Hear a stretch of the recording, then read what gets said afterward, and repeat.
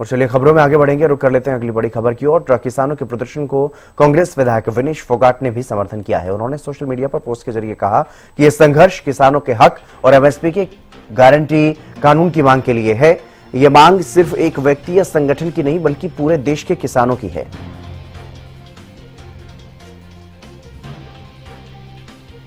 उन्होंने जगजीत सिंह डल्लेवाल का जिक्र भी किया। उन्होंने कहा कि यह संघर्ष किसानों के हक और एमएसपी की गारंटी कानून की मांग के लिए है। यह मांग सिर्फ एक व्यक्ति या संगठन की नहीं बल्कि पूरे देश के किसानों की है, जिनका जीवन और रोजगार सीधे इस मुद्दे से जुड़ा हुआ है।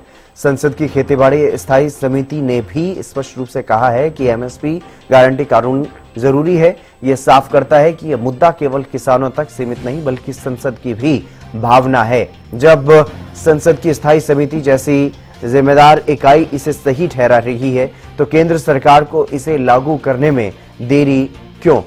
24 दिनों से एक किसान नेता अनशन पर बैठे हुए हैं। यह सिर्फ उनके शरीर की परीक्षा नहीं बल्कि सरकार की संवेदनशीलता की परीक्षा भी है। क्या सरकार संसद की भावना का सम्मान करेगी और किसानों की इस जायज मांग को पूरा करेगी? ये सवाल उन्होंने उठाए हैं।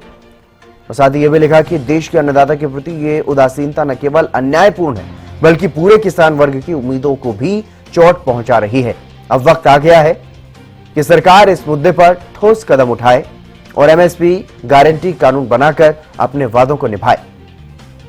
किसानों की मांगे न केवल जायज हैं बल्कि देश की खाद्य सुरक्षा और अर्थव्यवस्था के लिए भी महत्वपूर्ण है। सरदार डल्लेवाल जी जैसे नेता जो संघर्ष कर रहे हैं, उनका संघर्ष इस बात का प्रतीक है कि किसान अपने अधिकारों के लिए हमेशा खड़े रहेंगे। अब केंद्र सरकार को भी ये दिखाना होगा कि वो अपने अन्नदाताओं के साथ खड़ी हुई है।